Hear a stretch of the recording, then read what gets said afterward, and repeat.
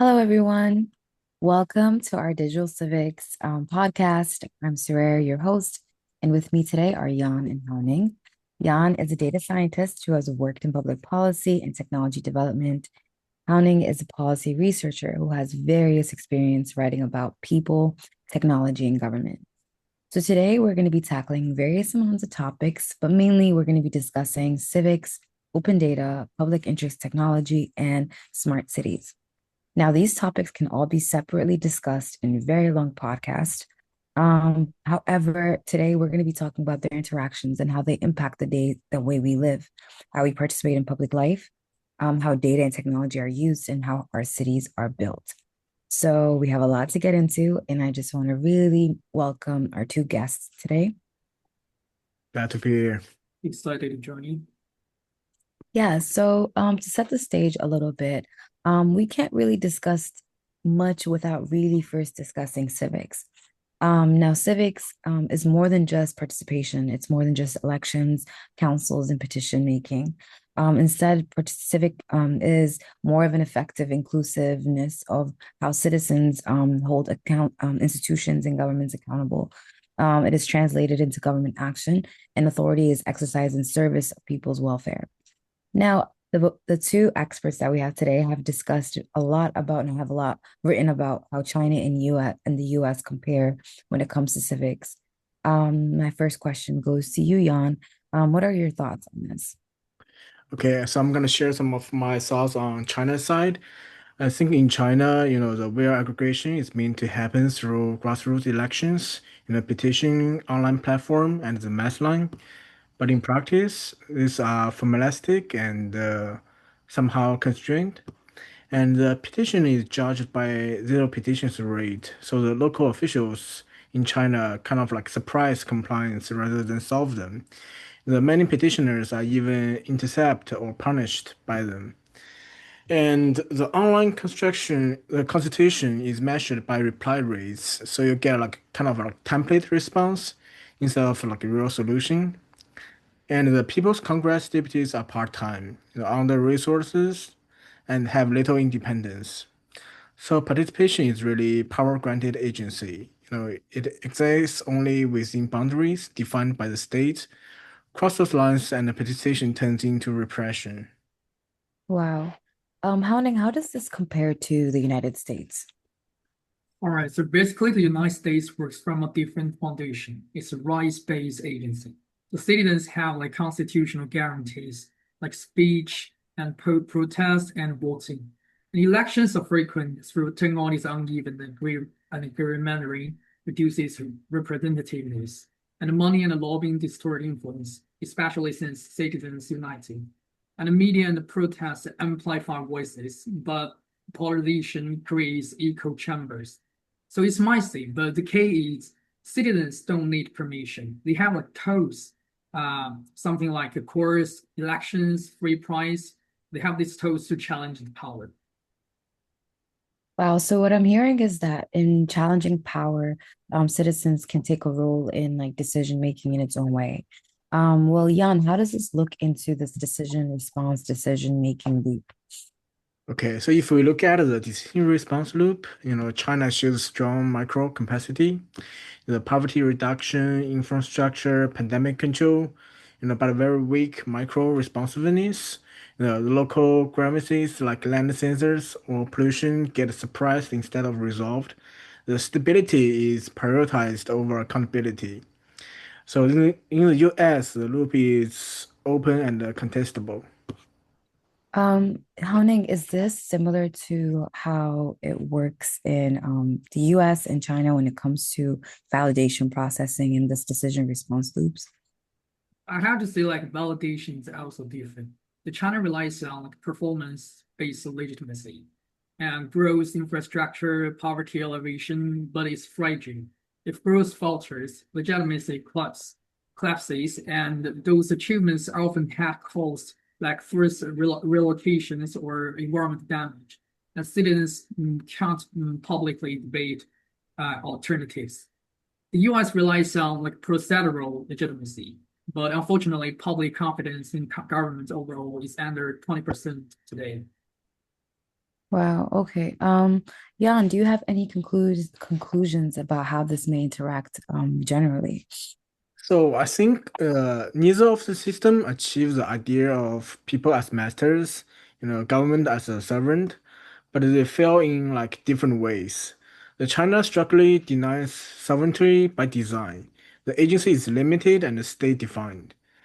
The US recognizes sovereignty, but a struggle in practice. That's a governance problem, not a denial of power. Yeah, so when it comes to, I guess, civics, it's important that like citizens themselves have access to information in order to understand their own power. So how does this fit into open data and civic life? Hmm, I think like open data can be transformative. In the New York, the NYC Open Data Portal gives public access to restaurant inspections, the subway ridership, housing violations, um, uh, activities use housing data to expose negligent landlords, and journalists use it to uncover inequality. It's a tool for accountability. Jan, what do you think about that? Yeah, so I think but open data isn't, automatically empowering people. The data sets are huge and technical. Without data literacy, most citizens can't even use them. Transparency without accessibility just creates a new divide there. And there are privacy risks too. For instance, if place stop data is too detailed, it can expose individuals. That's why open data needs education and safeguards to make it genuinely useful. So I guess with open data, that means that like it's only powerful from what I'm getting from your discussion today is it's only powerful when it's operating in a space that is fair and inclusive. And I think that kind of touches on the ideas of like public interest technology that focuses on the public. So Jan, what does that mean to you? What does public interest technology mean to you? Well, for me, it is about using technology to improve access and fairness. The one example is Code for American, which redesigned food assistance applications. It turned a complicated paper-based process into a simple online tool, make it faster and more humane. Hao Ning, what are your thoughts on this? All right, I have to say, like a PIT, public interest technology, isn't just about efficiency. It's about asking some three questions, very important questions, like who benefits and who gets excluded, and how do we protect vulnerable groups. If a city builds a transit app, and the PIT would ask whether it works for seniors, immigrants, or people without smartphones. If not, it's failing the public interest. So like public interest technology is about principles. It's equity, accountability, inclusions, not just the latest tech. So I guess like in this day and age when we're living in all these cities that are like the world is becoming more city developed and the rural city has dynamic has changed with the increase of smart cities technologies that are not like looking at latest technology. How does this relate to the things we've discussed today? Are there um any examples, Hounding, that you can share with us about smart cities?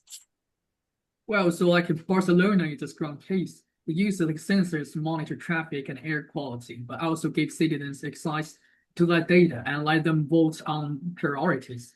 It's like a participatory model where technology supports democracy. Yeah. Jan, can you give us any other examples? Well, I think like Singapore shows like a different model there.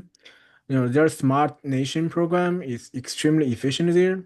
The digital IDs, cashless payments, smart transport, life is very convenient. But it concentrates massive amounts of personal data in government hands, with little citizens' input. Wow. So with both Barcelona and Singapore, Barcelona, I guess, represents a participatory smart city. And then second, Singapore represents a more efficient driven smart city. And even though they're both, they are smart, they value different things. And I guess they also, in both examples, we can kind of see how civics, open data, and PIT principles are integrated into these smart cities. So just to quickly wrap up, today we've compared civics in China and the US. our experts were able to show us and greatly identify how they're all interlinked between open data, public interest technology, and how cities like Barcelona and Singapore are in that realm, building smart cities with these in mind. Um, are there any finishing thoughts or anything you guys would like to share with us about what gives you hope with the technology that is available today? Well, I think what gives me hope is the today's younger generation, they demand transparency and fairness, and their energy can reshape any system. Yeah. What about you, Hanning? For me, it's collaboration. Like when engineers, policymakers, and the communities work together, cities can truly be smarter and fairer.